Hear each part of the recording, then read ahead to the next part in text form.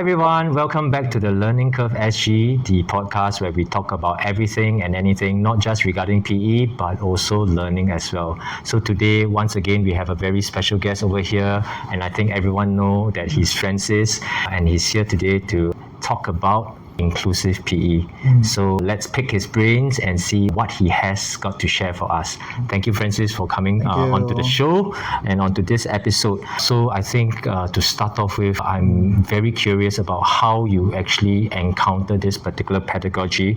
So could you share with us what exactly is inclusive PE and how did you come across this idea or this particular way of teaching PE? I think since I was a student, I was already having difficulty learning. I was only diagnosed with having dyslexia at age 42 years old. So when I was young, I didn't know I had special needs. And I couldn't learn. I always find that when my friend, I always find that I'm like learning slower than most of my peers. So I felt I put in way more effort than my classmates. Then I also felt that the way teachers teach can be taught in a way that students can learn, especially students like me can learn. For example, I noticed that when teachers let me try to solve a problem, find the answer by myself, I was actually more excited, more motivated. But when teachers use a more lecture kind of approach, I tend to fall asleep very fast and I lose focus very fast and I couldn't manage. So that is also one reason why I became a teacher. So I thought that there's a lot of ways we can engage students, and as long as we believe that every student can learn, we will be able to find a way. I see. So it's more of a personal experience which you feel that inspired you to want to actually go deep into inclusive PE so that more students can benefit from this way of teaching itself. So to be inclusive, I think there's a need to actually build a culture for the students to help one another and to be positive with one another. So maybe can you share with us, how do you build a culture where all the students in your class can feel included? What may also maybe be some challenges that you face, for example, if students don't buy into this idea of being inclusive towards one another? So maybe I share a theory with you first. I think a lot of us, when we go NIE, we will learn about this theory called the cognitive load theory. So imagine this is our working memory. Our working memory is like this bowl. And not everybody have the same bowl. Some students will have smaller bowl. Some students will have bigger bowl. So everybody's brain is different.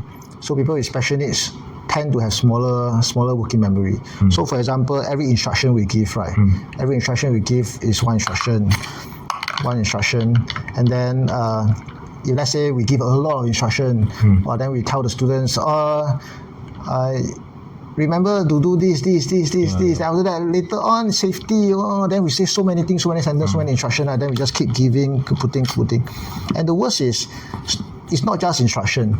When students practice something, especially those who are not very good at the topic, not very good at the sports, or not very good at the subject itself, they tend to have a lot of anxiety. And all this anxiety are, for example, what if later I try and I fail? What will people think about me? Will teacher give me a lot of feedback? The more anxiety you have, the more it loads your working memory until it's so overloaded. It's called cognitive overload. When it's cognitive overload, you tend to be very, very stressed and then you cannot think anymore already. That is when this cognitive overload, you have this, you are super stressed. Either when you are super stressed, either you stop listening to the teacher, or you try to distress. The brain will, the body will automatically make you want to distress.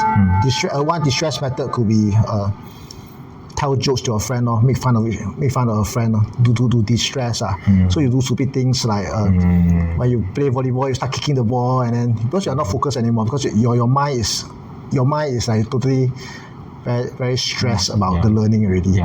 So I totally believe in this because I get this all the time. Even now as an adult, I get this all the time. So the only way is we need to make students believe in themselves. That don't be stressed. If you make mistake, it's okay one. Then so all this load is. So later I want you to just focus on one thing. I say many things, right? I just want you to focus on one thing. Just try one thing. And so when you think of there's only one thing to try, it's less stressful. And then you ask then you keep telling everybody, you keep telling over and over again. I want everybody to be patient with one another. Even if your friend making mistakes, don't laugh at them. So it actually reduce all this load, and then it makes the working memory very safe, make the environment very safe.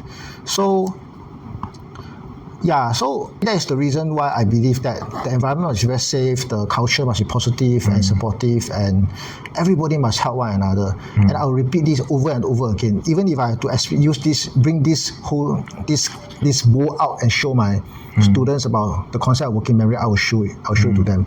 I will tell them. Okay. Yeah. Okay. So can I say that we need to create a buy-in with our students first to create that culture? And the buy-in basically includes the teacher, reminding the students, that they only need to focus on one thing as they carry out the activity.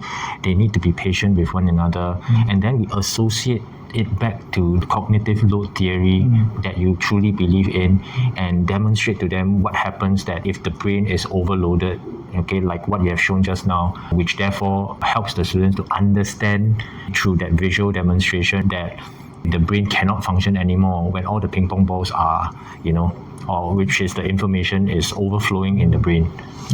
Which therefore causes stress, which therefore causes them not to be able to learn. And I hear that you have this really strong determination to keep repeating it over and over again to the students. So can I say that is your key strategy to help create the inclusive culture in your classroom? That is the key strategy. But I want to add on is I think a lot of us tend to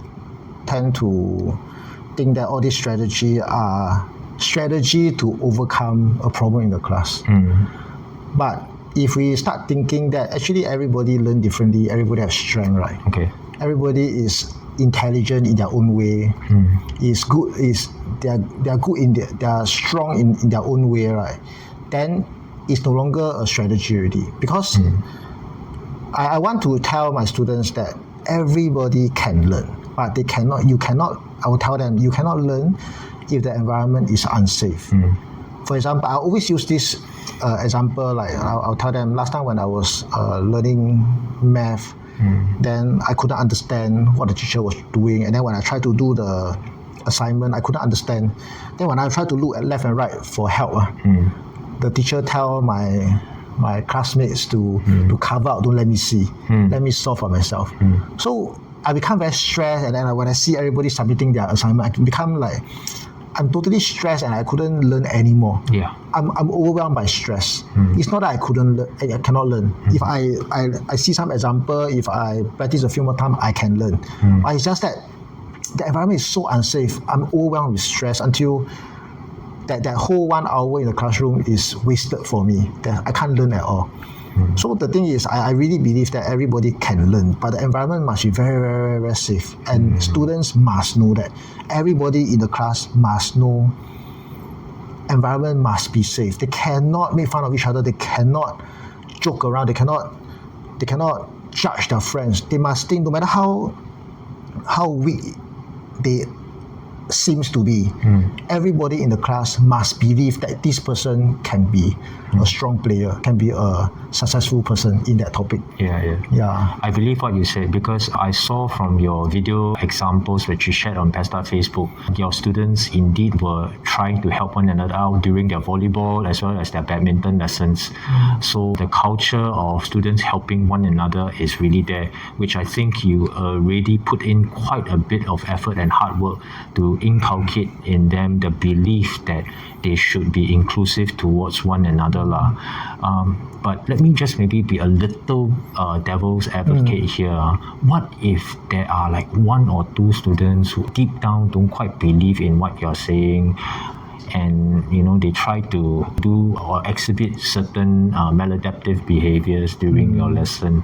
How can we try to convince such students to come over to our side, or what should we do with them? Do you have any thoughts on that? So again, I wouldn't think of strategy as a strategy to overcome.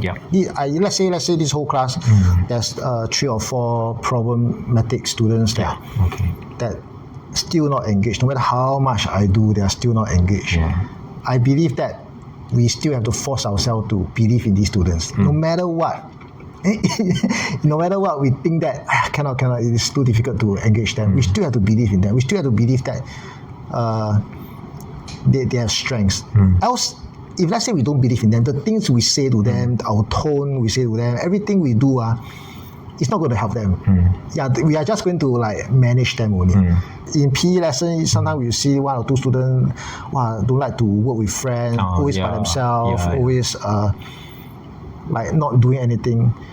I have to tell myself that this person, I can change this person, I can impact this person, I can motivate this person. I have to keep telling myself that. So I have to go back and put myself in his shoe and think, why if let's say I'm him, what am I thinking? Why is he so unmotivated? Or maybe because he's stressed about the social aspect. Maybe he hardly have opportunity to work with other people before, or he's very afraid. He's afraid that people is judging him, or that's why he have that fight response. That's why he blame his friends. I keep putting myself in his shoe. Then maybe I'll start thinking, maybe then maybe that's because the environment is too unsafe. Maybe he's always thinking the whole world is judging me. So when the whole world is judging me, I cannot learn. I just want to blame other people first.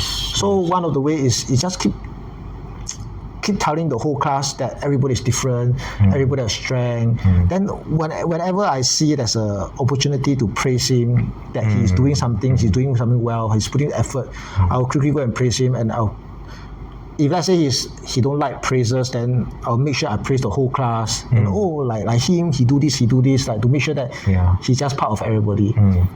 So. But that does not mean that when they do something wrong, I will not scold them. Because I want them to know that they are doing the wrong thing, and I can't help them to help themselves if they keep doing the wrong thing. I can't prove them that they are just like every other successful person in the world if they are doing this kind of thing. So when they do something wrong, if I have to scold them, I will tell them that I'm here to help you, to prove to everybody that you are just as good, just as intelligent as everybody else. So you are wasting my time, you are wasting your time also. We are no longer on the same side. True.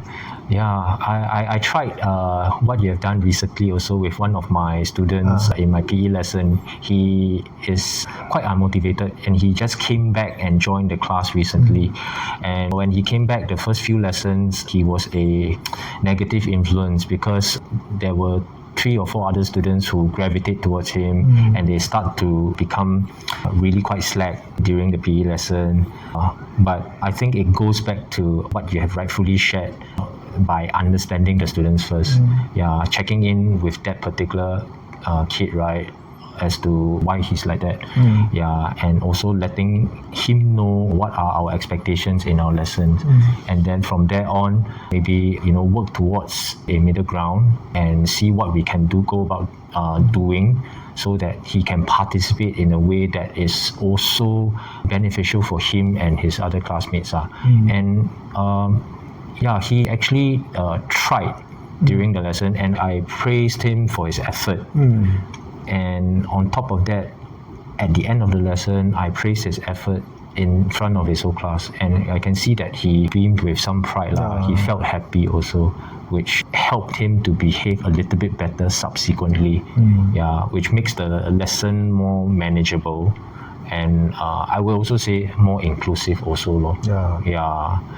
a lot of the students with special needs, they hardly have received praises from anybody in their life before. Oh yes. It's really so if we say we want to be balanced, right? We want to make them feel like they're just part of everybody. Want to be inclusive, right?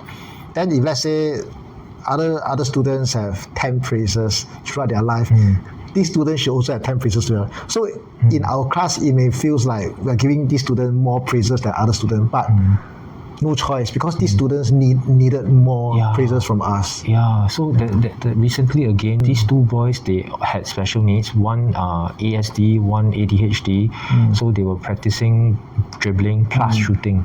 So the two boys, right, when they shot the ball, it went in, I keep telling them to try before that. So they tried, they shot the ball, it went in. I can see they did that from the side of my eye, and then I quickly praised their effort in trying out. So I guess positive affirmation really goes a long way to improve the motivation of our students, okay, and makes the class more positive and therefore also more inclusive in by association. Because everybody is different. Correct. Let's say for me, right, I read books on dyslexia, and then they say that people with dyslexia tend to use the right hemisphere of the brain more than the left. Yeah, so things like maybe you need 1 hour to master the skills of dribbling football. I will need 10 hours to master the same skill. Yeah, but that's because to master that skill, I need more left side, but I don't use left, I use right hemisphere more than the left side.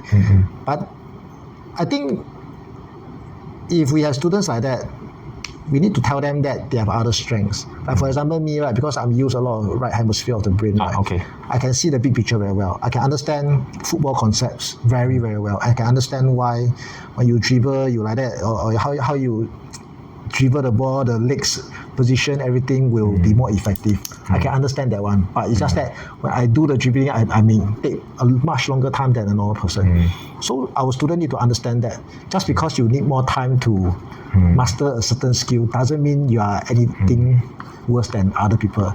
You have other strength, you are good at concepts, your tactics and whatever, then as teachers we need to help them understand all this all. So when they grow up, they understand, okay, I need more time in reading, okay, I will spend more time reading. People read 1 hour, I need to read 5 hours, I will do that. But it's okay. I'm okay with that because I have other strength that when I do other things, for example, understanding concepts, link different concepts together, I'm way faster than other people. Other people may need more time to understand concepts, but I don't. Yeah, so we need to help students understand all these things. Yeah, correct. Sounds to me, inclusive PE is not really pedagogy per se. To me, correct me if I'm wrong. It feels more like a belief, a kind of philosophy that should be disseminated throughout the entire class. So that everyone within the classroom believes in it, and when they do that, the classroom becomes more positive because they want to include everyone to try learning. And from there on, the pedagogy that you want to implement, be it DI, be it inquiry-based learning, be it CLA or NLB, comes much more naturally. Yeah, because if my class is not exactly very inclusive, then I want to include, or I want to use NLP, CLA or inquiry-based learning, then it may not work that well, isn't it? Because the students are all pretty negative towards one another already. They're not inclusive. So the philosophy and the belief that everyone should help one another and include one another as part of learning should be there first. So it's something even more foundational than pedagogy. Yeah. Like for example, there's a lot of research that says active learning strategies works very well for all students with special needs and everybody else. Active learning, for example, problem-based approach, right? Ask question, you solve the problem, you find the answer by yourself with discussion or with practice. All these are very good strategy for people with special needs. But the thing is, you can ask me you can give me a problem to solve with you, right? If I'm very scared of answering. But I'm very scared of sharing my ideas with you, because I know that when I share my ideas with you, you would think that, hey, wow, this idea very stupid. I wouldn't even dare to answer that question. Yeah, we're judgmental towards one another. Yeah, it's very scary. I will not do that.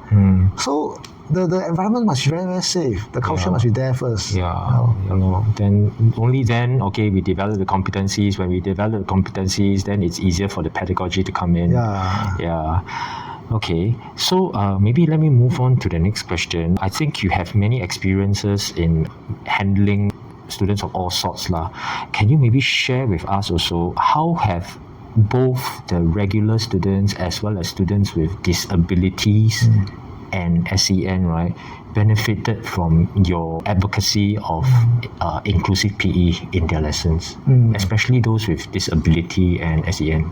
I think have you seen any examples? I think I get a lot of questions about what if I have this student very high needs and I'm spending most of my time on this student and I ignore the other students. Isn't it unfair? But from my experience, right, I always find that the classes that have students with very high needs are the classes that always do very well in O levels, or in PE, or in PE, or in every other subjects. I have. There was this normal tech class. Then there was this boy with cerebral palsy, and his needs is super high. Cannot hear well, cannot see well, on the wheelchair. Then because of that person, right, in every PE lesson, I have to get the whole class to work together to help him find a way to learn the LO of the lesson. Then nobody is fighting anymore. Nobody is making fun of each other. Everybody is working very hard to try to solve problem for this boy. Every PE lesson. And after 2-3 years, they became very united. And this class also did very well for their N levels. That's because they felt like they are part. They have a sense of belonging. When they have a sense of belonging, they felt very safe in that environment. They know that everybody will look out for me. It's just like if I enter a class, if I'm in a class and I sense that everybody is judging me. Every time I receive a test result and then it's fail result, then you see my friends laughing at my results. I feel like I don't have no motivation to study. Actually, even though there's one very high needs person in the class, but that's because of that person, right? The whole environment become very positive, and it really helps. I also had one very high needs student with autism in my water polo CCA last time, and I tell you that batch of students was one of the best batch I ever had. Even though we had to spend a lot of time helping that boy, but really everybody, because they are always thinking, always trying to solve that boy's problem, they actually develop a lot of critical thinking skills and problem solving skills. And all these critical and problem solving skills actually help them a lot in every other things they do, their studies, the sports and everything. So we cannot say it's wasting time. We are wasting the other students' time when there's one high need student. In fact, it actually benefits everybody. That's how I feel. Sounds like sounds like when there is inclusive PE, there's an inclusive education involved. It's not just the learner with disability or SEN that benefits. It benefits, from what I hear, everyone. Yes. Because if the buy-in is being done properly, the boys or girls who have no issues want to help. They are positive, they want to help, and indirectly it also develops their competencies, like critical thinking, inventive thinking, because they see another person who has SEN or disability as one of them. Yeah. And I think this is the outcome of education that we all want, which is amazing. And to me, when I hear such a story from you, it makes me motivated also, because when I sign up as a teacher, I want to help my students so that I can help Singapore to become a more cohesive society. And if, let's say, such a class, right, with such a culture can be replicated in so many other classes, I would feel that the social compact of our community and of our society would be much better. And it's a happier place for everyone to live in. And this bodes well for the country. I think we have spoken quite a bit. Is there anything which you would like to add on, Francis? It still goes back to the belief. Belief is not, is really not easy, because especially when you see a student look so lazy and doesn't want to learn at all, always sleeping in the classroom. How do you believe in that person? It's really not easy to believe that person. But we have to believe. We have to believe and keep thinking, putting ourselves in the person's shoe and think what will motivate that person. But I think that if we spend a lot of time trying to do that, right, our own pedagogical skills also improve, because we actually understand students. If not, right, that person is just lazy. Correct. I just do my job, I just deliver the lesson. Then we will forever be a teacher that only know how to deliver, only know how to give direct teaching, and we don't understand how students learn anymore. It really goes back to our beliefs. If we really believe that we want to help all the students that comes under our charge, right, then I think it's also the onus on us to find out about the students. And when we find out about the students, we know about the students better, we can probably cater a little bit better to help the student learn. So, case in point, I just finished my CCE lesson before I met you.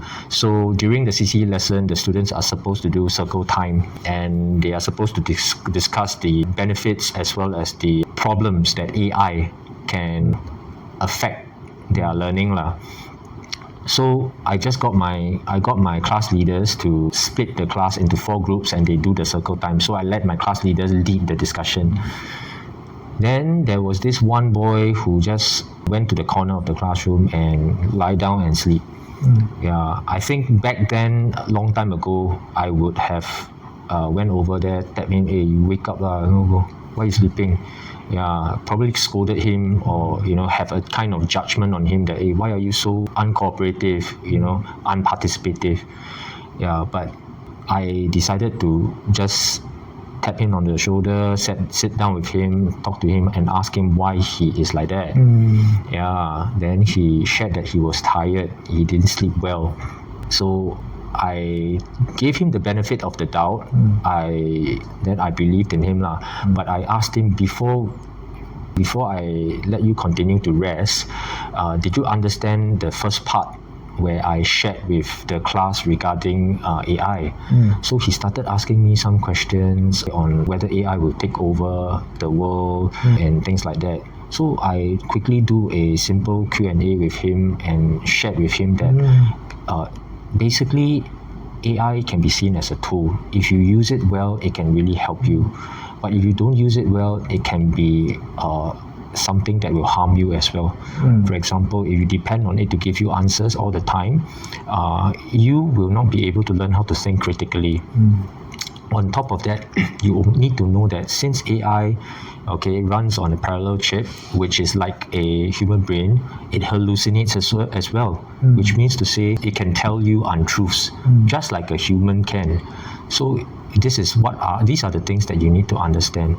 Then he was actually paying attention. He knows what I'm saying, and he just nodded And I told him, okay, since I trust that you're really unwell and you're telling me the truth, I let you rest Then I let the rest of I was talking to him, trying to understand what's happening. I just let my class leaders to run the show. That's good. So back to what you have just shared, we need to, it goes back to our beliefs. It goes back to our beliefs to guide us on why we need to create an inclusive environment that makes it positive for all our students to learn. Which I think there's a little bit of DI involved as well. If we see things that way. It is. Okay, I think we spoke a lot already, but I think in all my episodes, right, I always invite my guests to probably give a nugget of wisdom or a simple advice to our audience lah.